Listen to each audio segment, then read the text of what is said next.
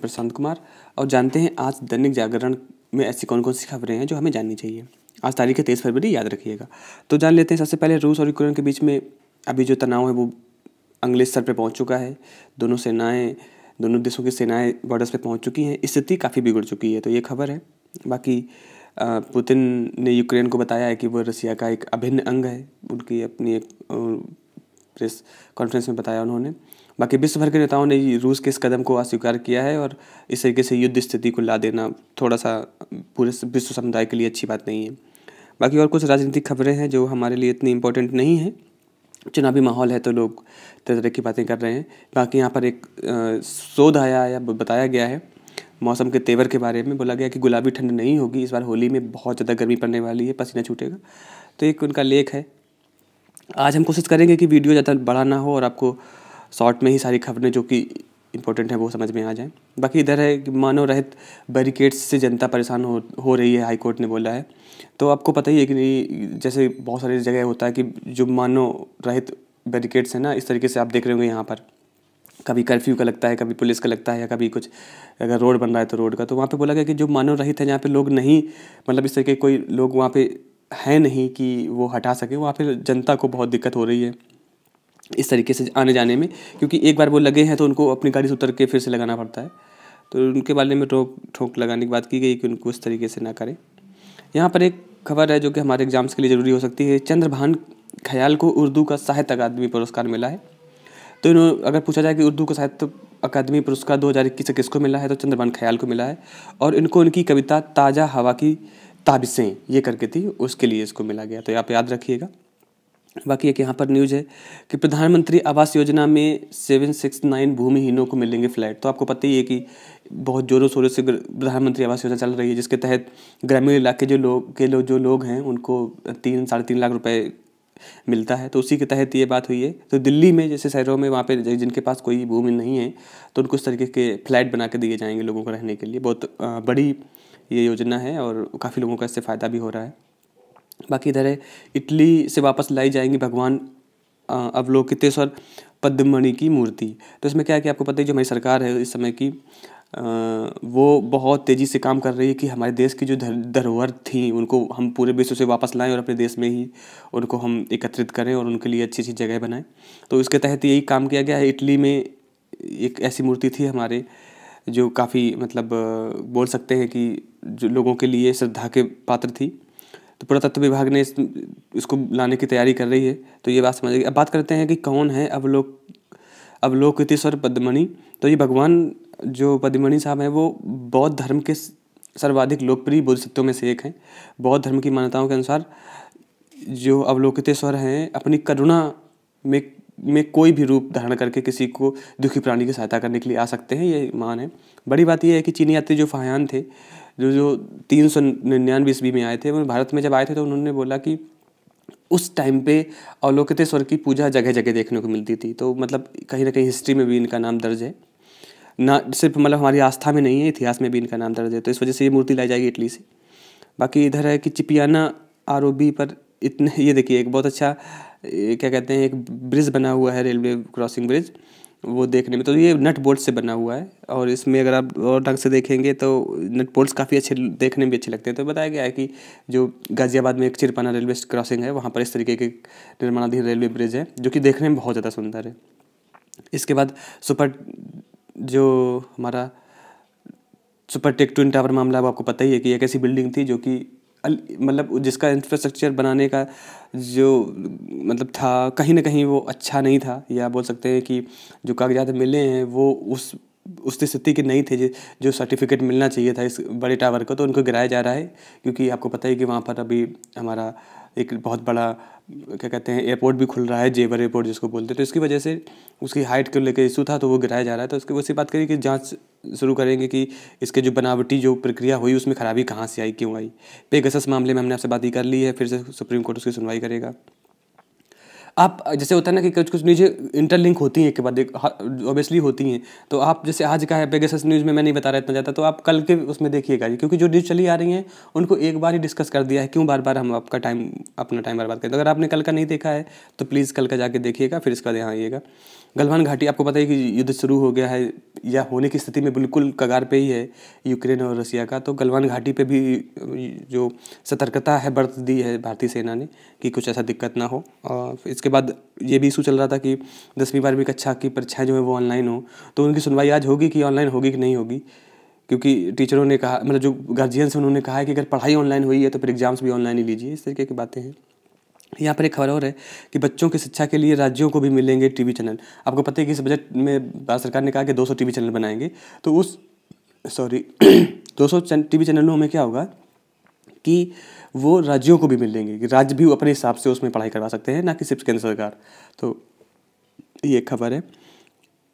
बाकी यहाँ पर है अफगानिस्तान को भारत ने भेजी 10,000 मीट्रिक टन गेहूँ की पहली खेप। तो अफगानिस्तान, भारत एक ऐसा देश है जो कि ज़रूरतमंद देशों को टाइम टू टाइम पे इस तरीके की, मतलब दिल खोल के क्या कहते हैं, हेल्प करता है। तो उसी का एक ये और उदाहरण है कि अफगानिस्तान को इतना दिया, भले ही वहाँ पे तालिबान हो और हमारे जो संबंध अभी शायद उतने अच्छे नहीं रह रहे हैं तालिबान से, क्योंकि हम तालिबान को अभी रिकॉग्नाइज नहीं कर पा रहे हैं एज ए मतलब क्या बोलते हैं पॉलिटिकल पार्टी, लेकिन फिर भी हम वहाँ के लोगों की काफ़ी हेल्प कर रहे हैं। तो एक भारत की जो अच्छी छवि है वो दर्शाता है। तो इस वजह से मैंने आपके साथ ये शेयर किया। ग्रामीण क्षेत्रों के विकास का रास्ता तैयार होगा। देखिए, विकास का सबसे पहला मुद्दा है, आप दो चीज़ों पर ध्यान दीजिए, एक सड़क पर और दूसरा होता है जो मतलब हमारा बिजनेस का इंफ्रास्ट्रक्चर है उस पर। तो यहाँ पे बात की गई कि ग्रामीण क्षेत्रों में विकास होगा और बहुत ज़्यादा 45 लाख किलोमीटर तक की जो सड़कें हैं उनको और बनाई जाएंगी, एक दूसरे से टैग किए जाएंगे, जियो टैगिंग की जाएगी कि आप कहीं भी जा सकते हैं। जियो टैगिंग का मतलब क्या होता है? जियो टैगिंग का मतलब होता है कि हर एक रूट को हम इंटरनेट पर देख सकें, मतलब जोग्राफी की उसको ऐड कर सकें। क्योंकि अगर जैसे मान लीजिए किसी हमें बहुत रूरल एरिया के गांव में किसी जगह पे जाना है जहाँ पे कोई छोटी सी हमें इंडस्ट्री खोलनी है, मान लीजिए, अगर जियो टैगिंग उस एरिया की नहीं होगी तो हम उस स्थान तक पहुँचेंगे कैसे? या जो और कंपनीज़ हैं और रिसोर्सेज वाले हैं या और सामान लेने वाले लोग हैं वो पहुँचेंगे कैसे? तो जियो टैगिंग भी होगा, रोड बनेगी, रोड का जियो टैगिंग होगा ताकि जो हमारे और मैप्स होते हैं, गूगल मैप्स हो गया कुछ, उसमें से शो हो और हमें रास्ता अच्छे से हो जाए। तो जो national rural infrastructure development agency है वो इस बात को लेकर आगे बढ़ रही है। और गति शक्ति आपको पता ही है एक ऐसा प्रोग्राम है जिसके तहत ये मतलब इस तरीके का रोड को बनाया जा रहा है, उसके तहत ये पूरा काम चलेगा। तो अभी आप जान ही गए हैं। इसके बाद जो और चीज़ें हैं ग्रामीणों के मतलब विकास में, एक चीज़ और सबसे आती है, वो आती है मनरेगा। तो मनरेगा पे भी बोला जा रहा है कि हम उसमें जो भ्रष्टाचार हैं या उसमें जो भी बहुत ज़्यादा क्या बोलते हैं दोष हैं उस प्रणाली में, मनरेगा को लागू करने की प्रणाली में, उसको और अच्छे से ठीक करेंगे ताकि ग्रामीण क्षेत्रों का विकास जो हो वो अच्छी बुलंदियों से हो। बाकी वही है कि नई शिक्षा नीति आपको पता ही है, 2020 में नई शिक्षा नीति आई थी। तो बोला है कि इसमें मनुष्य उपयोगी बनेंगे ना कि उपद्रवी। तो डॉक्टर भगत जो कि आरएसएस के मतलब प्रमुख हैं उन्होंने बोला है। बाकी चुनाव माहौल आपको पता ही, बहुत सारी बातें, इनको तो आप एक बार देख लीजिए।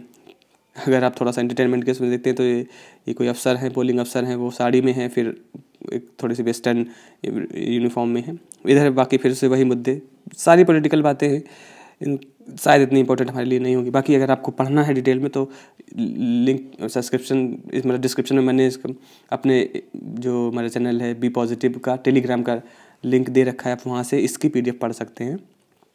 यहाँ पे डेली बेसिस पे रोज़ मैं डालता हूँ, 5 दिन बाद मैं PDF डिलीट कर देता हूँ, तो 5 दिन का तक आपको वहाँ न्यूज़पेपर मिल जाएगा, आप वहाँ से देख सकते हैं। फिर है हिजाब पर फैसले का होगा संवैधानिक नैतिकता व व्यक्तिगत गरिमा पर असर। तो फिर वही हिजाब की बात है, लोगों का अपना है कि अगर कोई रिजल्ट मतलब निर्णय आता है तो वो नैतिकता और व्यक्तिगत गरिमा पर असर डालेगा। उत्तराखंड में एक बहुत बड़ा हादसा, 3 सड़क हादसे हुए अलग अलग और उसमें 19 लोगों की मौतें हुई हैं। तो वही सड़क हादसे बहुत ज़्यादा होते हैं। इसमें बस एक ही चीज़ है कि हमें सतर्क रहना है और अपने दिमाग और आँखों को खोल के आगे बढ़ना है। गति को तो बिल्कुल अपने कब्जे में लेना है। आगे एक खबर है, दवा कंपनियों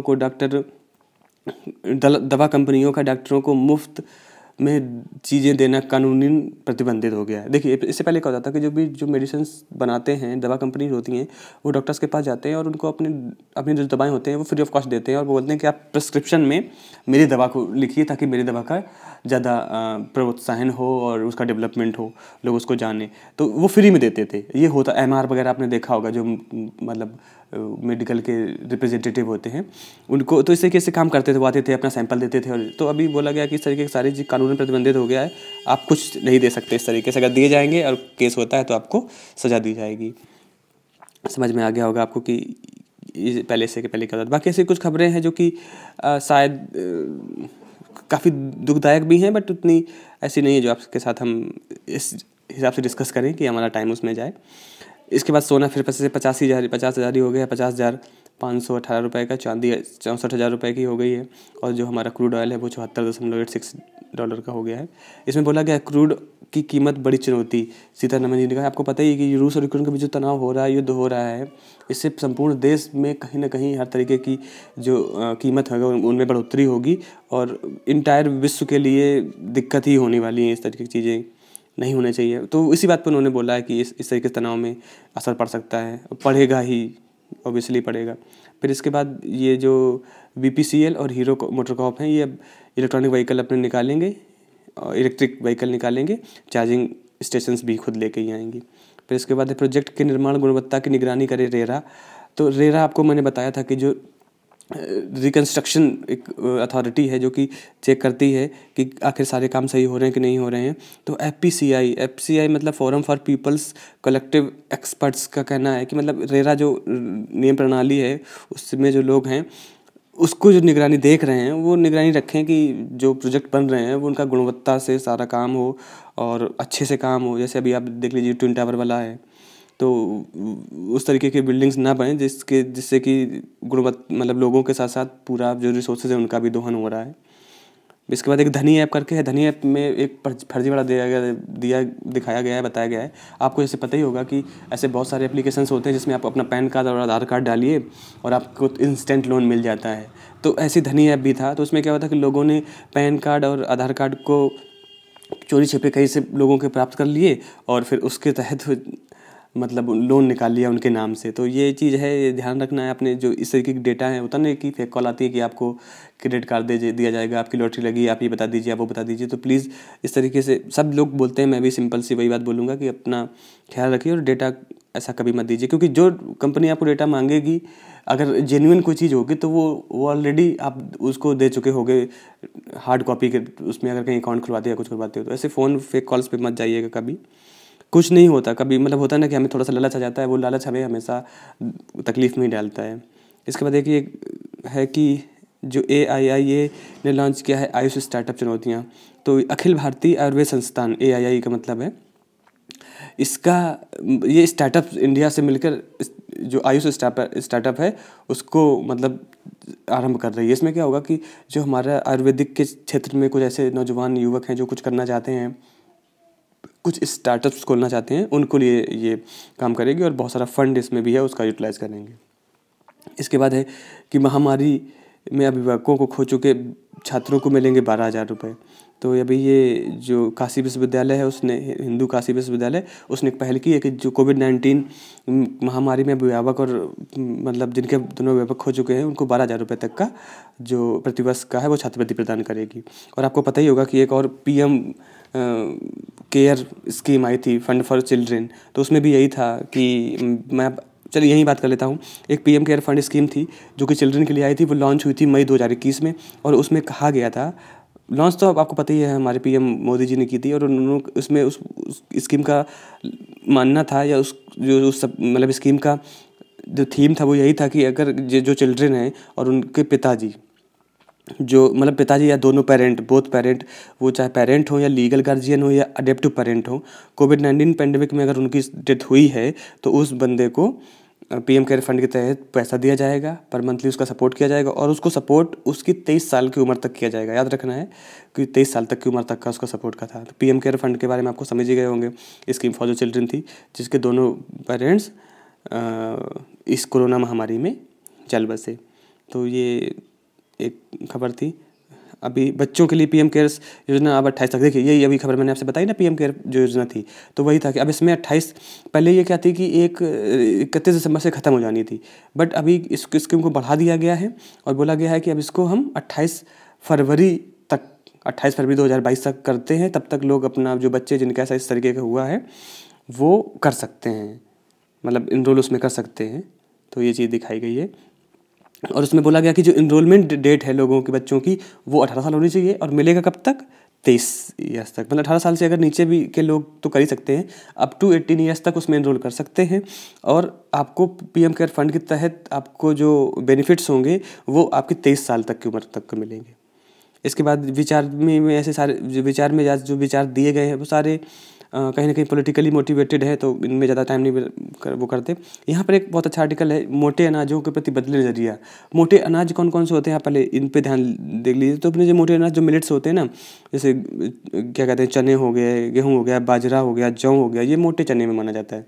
तो बोलते हैं कि एक धारणा है लोगों के बीच में कि जो मोटे अनाज खाते हैं वो लोग गरीबी रेखा के अंतर्गत आते हैं। तो वही बोला गया है कि ये धारणा हटा दीजिए, क्योंकि होता है कि इनमें पोषक तत्वों की कमी पाई जाती है मोटे अनाजों में। तो वही है कि होता है कि एक गलत धारणा के चलते मोटे अनाजों को गरीब का खाद्य, ये देखिए लिखा ही है, खाद्य मान लिया गया है, जबकि पोषण की दृष्टि से ये बहुत समृद्ध होते हैं। वैसे होता है बाजरा हो गया, जौ हो गया, ये कहते हैं बहुत अच्छे न्यूट्रिशंस वाले होते हैं। तो इसी में यही बताया गया है कि किस तरीके का ये होना चाहिए, आर्टिकल है। इसके बाद स्वास्थ्य सेवाओं का डिजिटल विस्तार, इस पर भी उन्होंने बहुत अच्छी चीज़ें लिखी है और काफ़ी कुछ बताया भी है। तो डेटा कलेक्शन की बात बताई है कि जैसे एक ओवरऑल डेटा हो जाए कि आप गए और आपको अगर कुछ तरीके की खांसी बीमार जुकाम है, तो आप एक डॉक्टर के पास गए, तो वो डिजिटली उस डेटा को एक ऐसा प्लेटफॉर्म होना चाहिए कि उसमें फीड कर दें कि हाँ भाई आपको ये थी, आपने इस डॉक्टर को दिखाया, उस डॉक्टर ने ये प्रिस्क्रिप्शन दिया था। इसके बाद जब आप कहीं दूसरी जगह दिखाने जाएंगे तो आप अपना बता दीजिए कि सर मेरा ये नाम है, ये है, तो वो डॉक्टर जो होगा वो आपको उसी डेटा में से देख ले कि अच्छा आपने यहाँ दिखा चुके हैं और आपको ये पहले से हो चुका है।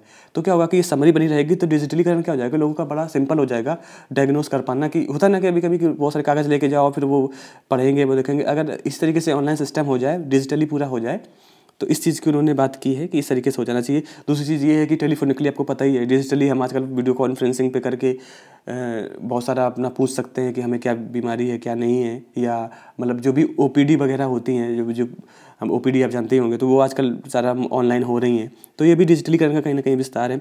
बाकी आपको पता ही है कि MG1 और ऐसे बहुत सारे मेडमैक्स करके इस तरीके से साइट्स हैं जो कि मेडिसिन हमारे घर पे प्रोवाइड कर सकती हैं या करती हैं। तो ये सारा सब कुछ देखा जा रहा है कि इस तरीके से स्वास्थ्य सेवाएं चलेंगी, जो लोगों को भीड़ नहीं लगानी होगी अस्पतालों में, तो वो तभी जाएंगे जब एक लेवल के बाद ही आपके पास बीमारी है और कुछ अंग प्रत्यारोपण करना है या कुछ ऐसी चीज़ें करना है तभी, या कुछ टेस्ट करवाने हैं। तो आजकल टेस्ट का भी तो आप फ़ोन करो और आपके घर पे आके सैंपल लेके चले जाएंगे और फिर वो सारे टेस्ट आपको घर पे दे जाएंगे आके।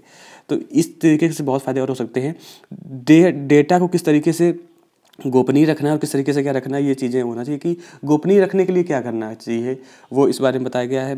मेरा सुझाव ये है कि आपने डेटा ऑनलाइन पूरा कर दीजिए, उस डेटा को उनका एक कोड दे दीजिए, जब वो किसी डॉक्टर को उसका कोड बताएंगे तभी उसको एक्सेस कर पाएंगे। तो इस तरीके का एक होना चाहिए ताकि हमारा जो डेटा है, किसी भी जैसे होता है ना कुछ लोगों का कि उनका गोपनीयता रहनी चाहिए कि मुझे कौन सी बीमारी है, तो लोगों को ना पता हो, ऐसे मतलब एकदम से जो पटल है उस पर नहीं होनी चाहिए कि कोई भी हमारे डेटा को एक्सेस कर ले। तो एक कोड बना दीजिए कि आप जब तक वो कोड नहीं डालेंगे, जैसे आप मोबाइल में OTP दे दीजिए, आप उस मोबाइल को लिंक कर दीजिए, अगर आप OTP नहीं डालेंगे तो आपका डेटा नहीं दिखेगा, जैसे हमारे फ़ोन में रिचार्ज वगैरह आप कुछ करते हैं। तो इस तरीके की बात चल रही है और आई होप आगे आने वाले समय में इस तरीके का हो जाए। बाकी फिर से वही जो क्या कहते हैं, राजनीतिक खबरें हैं। इसके बाद कुछ और ऐसी चीज़ें हैं, यहाँ पे भी आज वैचारिकी में भी कुछ ज़्यादा खास ऐसे टॉपिक्स नहीं आए जिनके बारे में बातचीत करनी चाहिए। बाकी इतना ज्ञान तो सबके पास आज है, आजकल है, हम लोगों के पास हर एक बच्चे के पास भी रहता है कि क्या करना क्या नहीं, चिंतन बनने वाला। फिर इसके बाद है कि आपको पता ही है कि अपने जो अनुच्छेद हैं, 12 अनुच्छेद हैं, उसमें अनुच्छेद 8 जो है कॉन्स्टिट्यूशन का, अपने संविधान का, उसमें जो हमारी भारतीय भाषाएं हैं उनको रखा गया है और उसमें 22 भाषाओं को रखा गया है। तो यही बोला गया कि 5 वर्षों में भी भोजपुरी को हम शामिल नहीं कर पा रहे हैं, शामिल नहीं हो पा रही है। कुछ क्राइटेरियाज होते हैं शामिल करने के, वो शायद क्राइटेरिया फुलफिल नहीं कर पा रही है भोजपुरी भाषा, लेकिन लोग लगे हुए हैं कि इस भाषा को भी उन 22 भाषाओं में शामिल कर दिया जाए। इसके बाद एक यहाँ पर खबर है कि ट्रांसजेंडर भी बच्चों को ले सकते हैं गोद। आप पता ही, हाई कोर्ट ने भी कह दिया है कि ट्रांसजेंडर्स भी बच्चे को गोद ले सकते हैं और वो बच्चा नॉर्मल बच्चा हो सकता है, वो मतलब वो कैसा है उस पर कोई नई टिप्पणी की है, बट गोद ले सकते हैं बच्चे का। इसका तो आपको पता ही, कल मैंने आपसे डिस्कस किया था कि एक आर्टिफिशियल इंटेलिजेंट के तहत एक यूनिफॉर्म बनाई जा रही है सैनिकों की, क्योंकि वो बहुत सियाचिन ग्लेशियर और बहुत ऊंचे पहाड़ियों दुर्गम चोटियों पर तैनात रहते हैं, तो उनको बहुत सारी चीज़ों से लैस करने वाली इसका है। तो इसी पे आया में बताया गया, कानपुर की एक कंपनी से मिलकर बन रहा है वो, तो बोला गया है कि बहुत फ़ायदा रहेगा हमारे सैनिकों के लिए। इसके बाद एक ये थोड़ा सा मोटिवेटिंग स्टोरी है क्षितिज अग्रवाल करके एक बरेली के युवक थे, उन्होंने खुद ट्यूशन पढ़ाया था, फिर धीरे धीरे करके उन्होंने बहुत बड़ी कंपनी को बना दिया है ट्यूशन के क्षेत्र पे बनाने के लिए। तो वही है कि ट्यूशन पढ़ा के ही बना ली 200 करोड़ की कंपनी। देख मतलब वही होता ना कि एक कहावत है मेरे यहाँ पे, ये कहा जाता है, ये मेरे यहाँ क्या सब जगह शायद होगा कि यूं ही किसी की जय जयकार नहीं होती, कि यूं ही किसी की जय जयकार नहीं होती, और मेहनत करने वाले की कभी हार नहीं होती। होता है कभी कभी पड़ाव ऐसे आते हैं कि हमें लगता है कि नहीं नहीं हम हार गए, बट नहीं, हम उस तरह से सक्षम नहीं हो पाए थे। मेहनती लोग कभी हारते नहीं, इस चीज़ का तो मतलब काफ़ी लोगों ने एग्जाम्पल दिया है। तो प्लीज़ अपनी मेहनत कीजिए और हार नहीं होगी, ये तो डेस्टिनी है, हार नहीं होगी अगर आप मेहनत कर रहे हैं। अगर आप मेहनत नहीं करेंगे तो फिर सोचा जा सकता है। इसके बाद एक कंपैरिजन दिया गया है यूक्रेन और रसिया की आर्मी के क्या क्या है। ये देखिए, ये रसिया का है और ये यूक्रेन का। तो बताया गया कि 11 लाख सैनिक हैं, फिर इसमें 29 लाख सैनिक हैं। तो ये एक है, अगर आपको ज़्यादा ही जानना है कि किसमें टैंक कितने हैं, कितने हेलीकॉप्टर्स हैं, तो आप एक बार यहाँ पे स्क्रीनशॉट लेके देख सकते हैं कि क्या क्या है। बाकी यूएनएचआरसी जो यूनाइटेड नेशंस का सिक्योरिटी काउंसिल है, उसने रसिया के इस मतलब कदम को बिल्कुल समर्थन किसी भी देश ने नहीं दिया है। तो और सारे देशों ने निंदा ही की है, लेकिन भारत ने थोड़ा सा डिप्लोमेटिक है, ना तो किसी के पक्ष में आया है ना विपक्ष में आया है, भारत ने सही प्रतिक्रिया दी है। तो यही है। बाकी यूक्रेन से जो भारतीय हमारे लोग हैं वो वापस बुला दिए जा रहे हैं। इसके बाद आपको पता ही है कि यूक्रेन विवाद हो रहा है, $100 रुपये में पहुँचेगा ही पहुँचेगा जो हमारा क्रूड ऑयल है।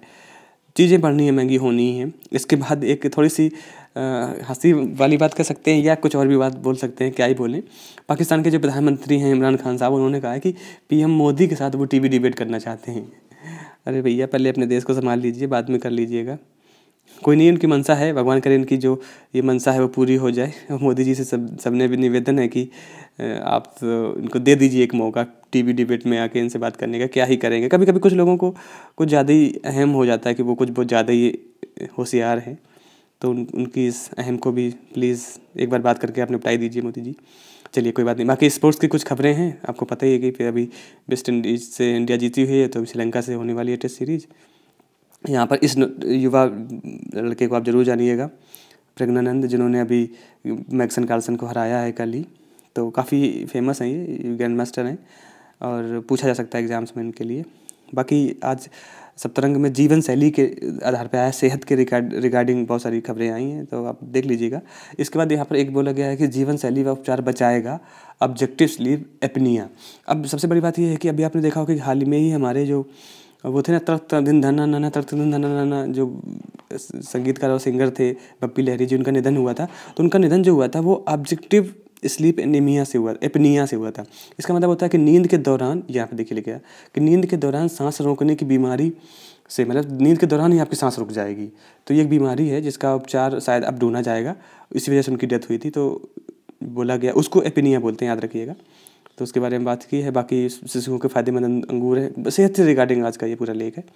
बाकी आजकल बात कर लेते कि आज क्या हुआ था। बाकी तो आजकल हुआ, आज के दिन ही हुआ था 1954 में 23 फरवरी को जो पोलियो उन्मूलन है उसके लिए बच्चों का पहला सामूहिक टीकाकरण शुरू किया गया था, याद रखिएगा।